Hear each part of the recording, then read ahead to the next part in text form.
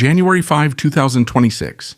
It's year 4, day 316 of the full-scale invasion.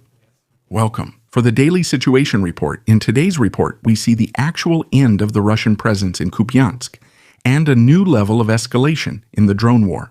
Through improvised structures and urban fighting near Pokrovsk, now advancing deeper into the city center, and more. According to the spokesperson of the Ukrainian Joint Forces, there are now slightly fewer than 100 Russian soldiers left in Kupiansk. For comparison, just weeks ago, the number was nearly 200. Ukrainian clearing operations are now nearly complete. The remaining Russian forces are mostly hiding in basements in the central part of the city. Despite the situation, Ukrainian sources report Russian commanders have orders to retake Kupiansk by February. Here's the current status.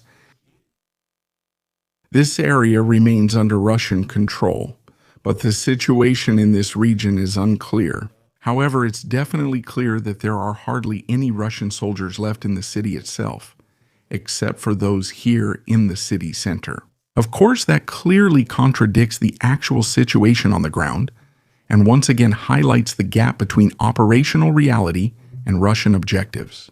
But if we think back, we also know that the Russian commanders at Kursk received 4 deadlines directly from Putin for the recapture, which they couldn't meet.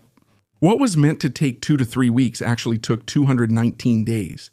And even if the Russians try to recapture the city, and they will try, the fewer than 100 soldiers there won't live to see it anyway. The Russian side is apparently experimenting with a new, particularly dangerous improvisation in the drone war. According to reports, a shoulder-launched anti-aircraft missile system, that is, a man-portable air defense systems, was mounted directly onto a drone in the drone war. The trigger lever and trigger are not operated manually, but by servo motors that are controlled remotely by the operator. Control commands and video from the onboard camera use a mesh network extending range and redundancy while making the drone less vulnerable to individual disruptions. This greatly changes the threat situation. Such drones no longer pose a threat only to ground-based targets, but are developing into mobile, hard-to-predict air defense platforms. This is especially dangerous for helicopters, which must fly close to drones to shoot them down, but also for Ukrainian Air Force fighter jets. When intercepting such a drone near airfields or forward bases, these drones could also theoretically be used as improvised ambushes by intercepting aircraft that are in the takeoff or landing phase, which is the most vulnerable moment during a mission. This system shows less technological superiority and more pressure to adapt. Russia is trying to use improvised solutions to increase the drone's chances of survival, and of course, also wants to try to shoot down an enemy aircraft with it. How effective and reliable these constructions actually are remains unclear. They add to the airspace's complexity and danger, and the distinction between attack and defense drones is increasingly blurred. What is also very important to mention here is, of course, that there is also a psychological effect involved. You can no longer assume that the drones won't shoot back.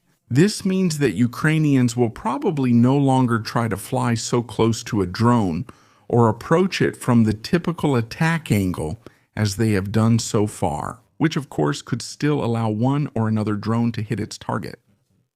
Drone pilots of the 25th Airborne Brigade, that's them. Near Pokrovsk, they destroyed a Russian all-terrain vehicle column apparently used for rapid deployment and attack prep. What's notable is that unlike recent weeks when attacks occurred mainly on open supply roads, the available video footage shows they now happen repeatedly within the city. This suggests that the fighting has shifted further into urban areas, and Russian forces are trying to maneuver with light vehicles within the built-up areas. The quad bikes shown here are especially well suited for this. Based on their location and movement, they were likely in northern Pokrovsk, where Ukrainian units remain active and Russian advances are detected and engaged. According to the mayor, the Olejna factory in Dnipro has become the target of a Russian attack. Around 300 tons of oil leaked out and spread onto the surrounding streets, with some of it catching fire. Municipal emergency crews are also on site to clean up the leaking oil and contain the impact on traffic and the environment.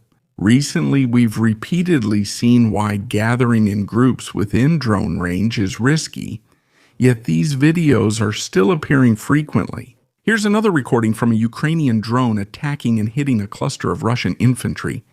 As silly as it may sound, this actually saves drones and nerves. Here we see the same thing again, moving around in a group, packed tightly together, right in the middle of the combat zone. What else do you expect, right? The other question is probably, how short and incomplete is the training if you don't know something like this? We see the same situation here. The Russians are driving a Bukanka on the road, as civilian vehicles have become standard in the Russian army. Then they spot a drone and rush out together on one side, and the drone takes 2 people with it to their deaths again, but doesn't hit the vehicle. You can see the drone and the Bukanka here. For YouTube, the cameraman must censor it, but you can watch the uncensored version on my Telegram channel. The video is from the 10th. Territorial Defense Brigade, which is currently stationed near Withdrawal. There are no terrain gains today, but there's another important announcement. After Trump initially adopted and published the Russian version of an alleged Ukrainian drone attack on Putin's residence without verification at the end of December, he is now backtracking, and he explains that he no longer believes this attack actually took place. Something did happen nearby, but it had nothing to do with Putin's residence. With this, Trump is openly breaking for the first time with the version previously spread by Moscow, for which no evidence has been presented to this day. Russia's accusation of a terrorist attack with allegedly 91 drones thus remains unproven, while once again showing how quickly unchecked Russian narratives can initially have international effects, especially with Trump. But not only that change, the tone towards the outside world also changed once again. The official account of the United States State Department in Russia and Iran has published an unusually sharp and demonstrative message on X, accompanied by the sentence, "President Trump is a man of action. You didn't know this, now you do." In German, President Trump ist ein Mann der Taten. You didn't know, now you do. It definitely shows a clear warning. In context, this is less classic diplomacy and more a political show of force to the outside world. Such a tone from an official government account isn't just directed at the domestic public, but rather at external actors. Washington is now deliberately relying on coordination, especially after the constant collapse of Russian talks about Ukraine, as well as the abduction of the Venezuelan president.